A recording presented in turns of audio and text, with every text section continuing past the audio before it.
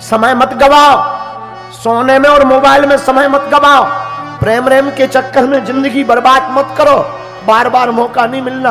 रातों भर जाग जाग करके पिता तुम्हारे लिए पैसा इकट्ठा करता है, तुम्हें पढ़ाने भेजता, और यहां तुम नाइट कल्चर के चक्कर में जगह जगह खड़े होकर के गुलछल्ले उड़ाते हो।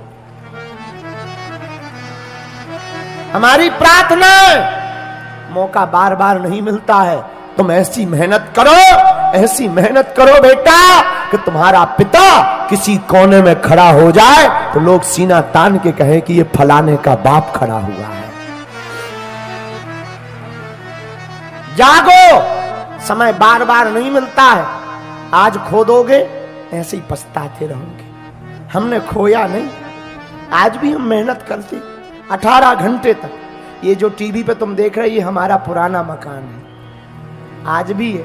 टीवी की स्क्रीन पर देखो, ये इतना ही मकान था, खप्पर छवे थे, इसी में माताजी पिताजी हम 5 लोग रहते थे।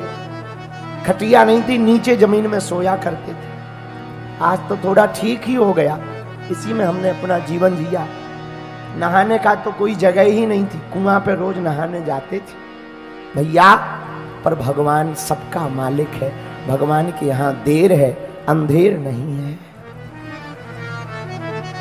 जैसी हमारी बिगड़ी हनुमान जी ने बनाई, जो जहां जहां बैठे हैं, हम अपने हनुमान जी के चरणों में प्रार्थना करते हैं, जाओ तुम्हारी भी बिगड़ी बालाजी बना दे। ये हमारी माता जी टीवी पे दिख रही हैं, इन्होंने हमें बहुत शिक्षा दी। आज भी हमारी माता जी पैदल चलती हैं, बहुत सीधी हैं, साधारण है, आज भी हमको रोज समझाती हैं। इन्होंने ही हमको सिखाया, बेटा किसी भी परिस्थिति में तुम मुस्कुराना नहीं छोड़ना है। जाते हैं लाखों रिश्ते, जब पैसा पास होता है टूट जाता है वो रिश्ता गरीबी में जो सबसे खास होता है। गरीबी में कोई किसी का नहीं होता।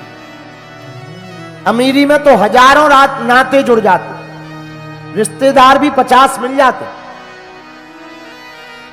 दूर दूर के रिश्तेदार अपना बना लेते, गले लगाते।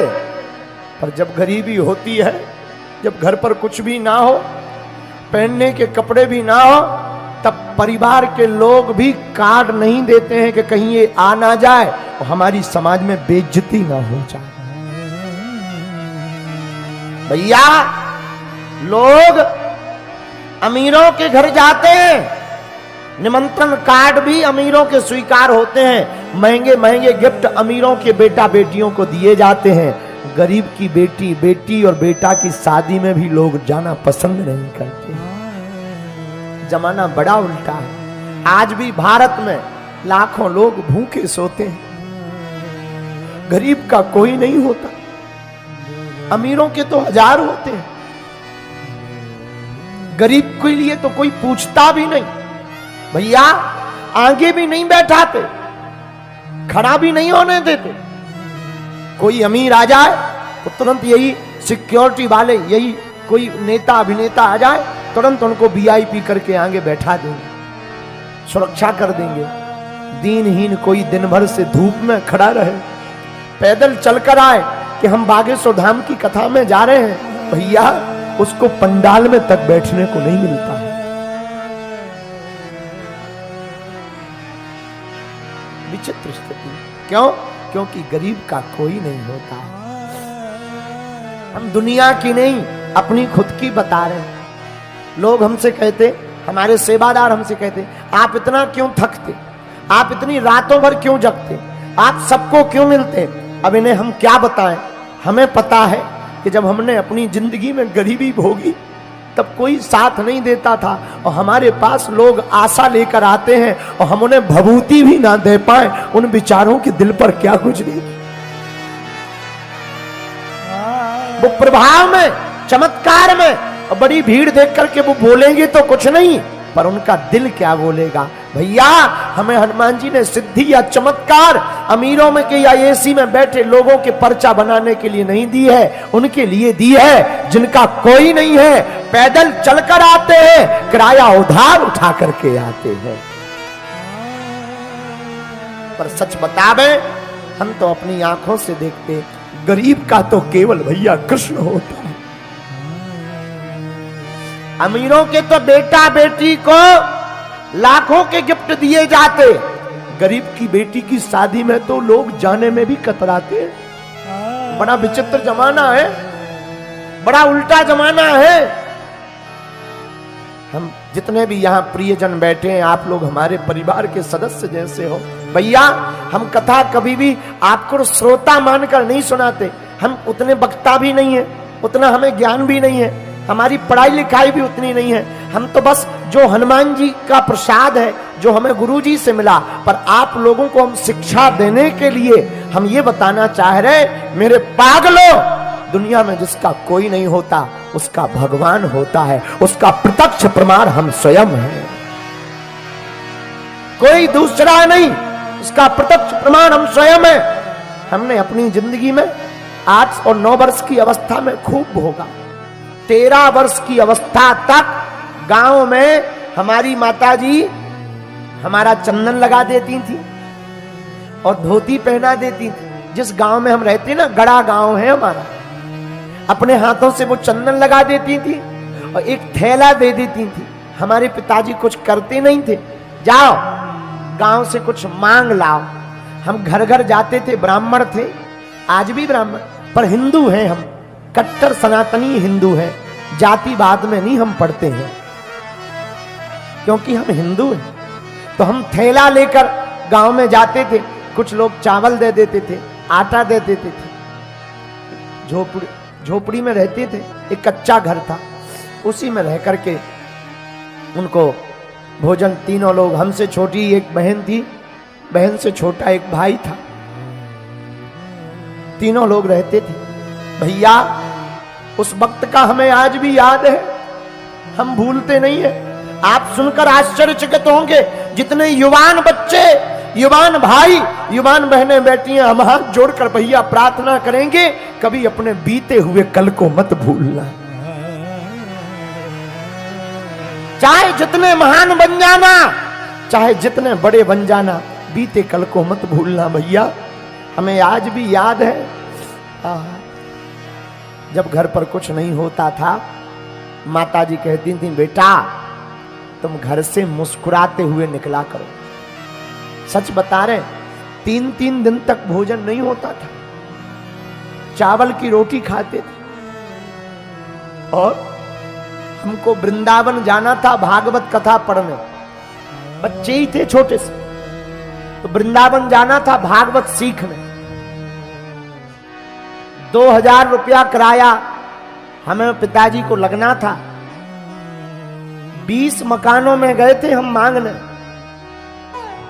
1 रुपया भी उधार नहीं दिया था। क्यों? क्योंकि ये गरीब है, चुका नहीं पाए। 100 रुपया उधार नहीं दिए थे। 2000 तो छोड़ो, 3-4 दिन तक भूखे प्यासे जिनके पास हम मांगने जाते थे, वो हमारे ही सामने रोटी खा देते थे और हम बैठे रहते थे कि अब रोटी खा लेंगे तो सुनेंगे, शायद अब दे देंगे। सुनी नहीं। उन लोगों की बता रहे जो आज भी हमसे जुड़े हैं, हमने उनको आज कुछ नहीं कहा, ना हम कहते हैं, भगवान की कृपा है। लेकिन भैया वृंदावन के लिए भी 2-2 हजार रुपया नहीं दिया। क्यों? क्योंकि गरीब है। इस देश में कर्जा भी अमीरों को मिलता है, गरीबों को नहीं मिलता। कर्ज भी अमीरों को दिया जाता है। हमारी माताजी, हम एक एकांत में बिना लाइट का मकान रहता था, उसी में जीवन जीते थे। पर भैया हमारी माताजी ने एक शिक्षा दी थी, और आज हम व्यास पीठ से चिल्ला करके तुमको भी वो शिक्षा बताना चाह रहे। भैया हमारी माँ ने कहा था, बेटा भगवान के घर देर है लेकिन अंधेर नहीं। तू कभी इनको उल्टा मत बोलना। जिन्होंने तुम्हारा साथ नहीं दिया, तू कभी उनको मुंह मत चलाया कर, चुप रहा कर, मुस्कुराते हुए निकला कर, धन्यवाद दिया कर, और जा तू अपने बालाजी को पकड़, वो ही तेरी सुनेंगे। गुरु के चरण पकड़े और बालाजी के चरण पकड़े भैया, उन्होंने आज हमें बोलने लायक बना दिया। हम हाथ जोड़कर प्रार्थना करना चाहते आप लोगों से, भैया गरीबों का कोई नहीं होता, लेकिन तुम परमात्मा के चरण पकड़ लो, एकदम तुम्हारी जिंदगी में भी 4 चांद ना लग जाए तो कहना, एक दिन तुम्हारा जीवन भी अद्भुत ना हो जाए तो कहना, पर उनके चरण पकड़े रहना, उन्हें छोड़ना नहीं। और जितने अमीर यहां बैठे, हमने अपनी बहन की शादी में भोगा, हमने भोजन में भोगा, भैया हमारे जीवन में जब भी 2 रुपया चढ़ता है, हम इन सेवादारों को तो नहीं लगता, लेकिन हमारे पास जब भी 2 रुपया या 50 रुपया कोई चढ़ा जाता, हम सुरक्षित रख लेते। क्यों? कम से कम एक व्यक्ति का भंडारा बागेश्वर धाम पर हो जाएगा। लोगों को लगता है हमारा हवा बना दिया, अरे बाबा तो बड़ा है, बड़ा नाम है, बड़े बड़े मुख्यमंत्री चेला हैं, बड़ी बड़ी चीजें हैं। भैया हम आज भी वही हैं, कथा से हमें दक्षिणा मिलती है, इसमें कोई संदेह नहीं, लेकिन हमने अपनी बहन के विवाह में जो ठोकर खाई थी, हम बाहर खड़े थे, छोटा सा मकान था, जब बहन की शादी हुई तो नाम लिखने वाला जो पहले दीवार पे लेखन होता था, शुभ लाभ लिखते थे, कन्या का नाम और वर का नाम लिखते थे, उसने 250 रुपया मंगाए थे। और जब हमारे पास 250 रुपया नहीं थे, तब हमने कपड़ों में डालने वाली नील खरीदी 7 रुपया की, उसको घोलकर लकड़ी का कूचे का बुरुश बनाकर और गांव के एक व्यक्ति से लिखवाया। हम सामने खड़े थे, उसी दिन हमने प्रण लिया था कि जिस प्रकार हमने अपनी बहन के लिए, विवाह के लिए दर दर ठोकरें खाई, कभी भगवान हमको सामर्थ्यवान बनाएगा तो हमारी तरह अब किसी भाई को रोना नहीं पड़ेगा। बस उसके बाद हनुमान जी ने बाहें पकड़ ली और आपकी कृपा से हर साल महाशिवरात्रि पर उन बेटियों का घर बस जाता जिनके माता पिता और भाई नहीं होते। कथा में कुछ मिल जाता हमको, कुछ चरोत्री में मिल जाता है, कुछ हमारी मंदिर की दान पेटी में आ जाता है। भगवान की कृपा है, हमको हाथ नहीं फैलाने पड़ते, बीच बीच में जरूर थोड़ी थोड़ी दिक्कत जाती, लेकिन भगवान कृपा कर देते। आप हमारे परिवार के सदस्य हो, यह बातें बताकर हमें तुमसे कुछ चाहिए नहीं, हम ये प्रार्थना करना चाह रहे कि तुमने अगर अपनी जिंदगी में भोगा हो तो तुम परेशान मत होना, हम जब तक जिएंगे तुम्हारे लिए हमारा दरवाजा खुला है। और जैसी बिगड़ी हमारी बागेश्वर बालाजी ने बनाई, तुम भी उनके चरण पकड़ लेना, तुम्हारी भी वो बिगड़ी बनाएंगे, हमें भरोसा है। उनके घर देर है लेकिन अंधेर नहीं है भगवान के घर। भैया गरीबों को बहुत भोगना पड़ता, अमीरों को नहीं भोगना पड़ता। अमीरों के तो बड़े बड़े रिश्ते नाते होते, बड़े बड़े लोग होते, व्यक्ति पहचान भी अमीरों से बनाता है, महिमा भी अमीरों की गाई जाती, गरीब मर भी जाए तो कोई पूछने वाला नहीं, और अमीर को कांटा भी लग जाए, निर्धन गिरे पहाड़ से कोई ना पूछे हाल, करोड़पति को कांटा लगे तो पूछन आए लाख। बड़ा उल्टा जमाना, हम क्या कह दें भैया। पर अपने जीवन काल में जितने युवान बैठे हैं, भाई भैया बैठे हैं, हमारी बहनें विराजमान, बेटा और बेटी वो महान नहीं है जो माँ बाप के नाम से जाना जाए, बेटा और बेटी तो वो महान है जिनके नाम से माँ बाप को जाना जाए। एक शिक्षिका ने तिलक लगाने के ऊपर विद्यार्थियों को पीटा, और ये 80% हमारे होते हुए और इतनी सनातन की बात उठाते हुए ये घटना अभी भी तुम्हारे सामने घट रही। आज वो तिलक लगाने को रोक रहे, कल वो तुम्हें मंदिर जाने को रोकेंगे, परसों वो रामायण पढ़ने को रोकेंगे, अगले दिन वो तुम्हें भारत में रहने को रोकेंगे। धीरे धीरे तुम उनके गुलाम हो जाओगे। इसलिए सनातनीय जागो, अब ऐसे लोगों को मुंह तोड़ जवाब देना चाहिए। बस बहुत हो गया, अब भारत में रहना होगा तो सीताराम ही कहना होगा।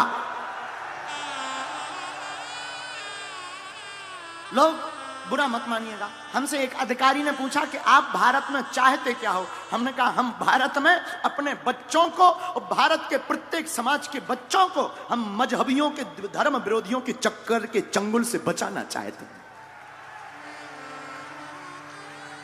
हम भारत में राम की यात्रा पर पत्थर फेंकने वालों को मुंह तोड़ जवाब देकर के अपने राम को इस देश का पुनः पूरी दुनिया का राजा बनाना चाहते हैं।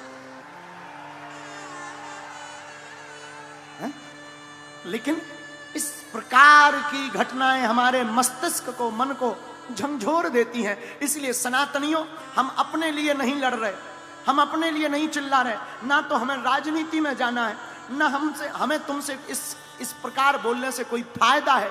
बस हमें तो पीड़ा है कि अगर हम ही नहीं बोलेंगे तो अब कौन बोलेगा। इस प्रकार जो स्कूलों में कृत्य किए जा रहे हैं, ऐसे स्कूलों को बंद करा देना चाहिए और ऐसा घिनौना कृत्य करने वाले शिक्षक और शिक्षिका को कारावास में डाल देना चाहिए।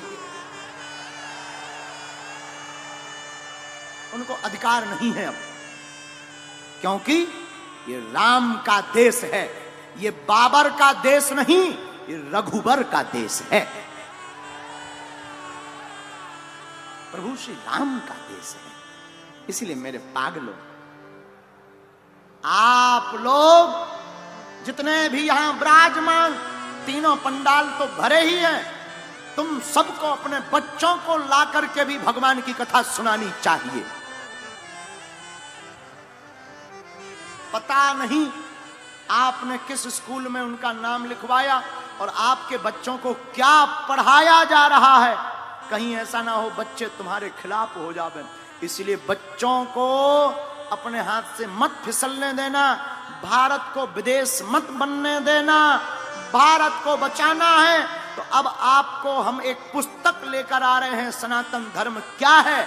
इस छोटी सी पुस्तक को 5वीं कक्षा से 12वीं कक्षा तक के पढ़ने वाला बच्चा, हमें गुरुजी के चरणों पर भरोसा है, हमने नहीं लिखा, गुरुजी ने लिखवाया। पर इस किताब को पढ़ने के बाद भारत का प्रत्येक बच्चा 1 लाख धर्म विरोधियों के बीच में खड़ा होकर ताल ठोक कर कह सकता कि सनातन धर्म क्या है।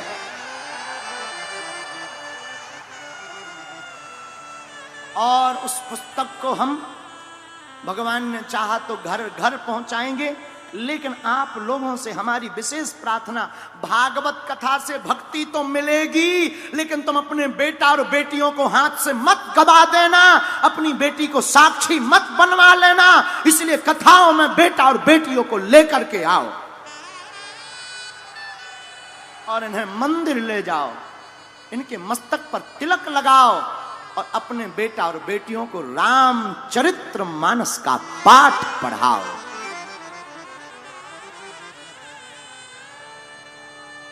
वैसे तो हम भारतीय हैं और राष्ट्र के प्रति हमारा अति समर्पण है और राष्ट्र हमारी आत्मा है। इसलिए भारत के लोगों, भारत जैसा वतन लौटकर मिलने वाला, जहां डाल डाल पर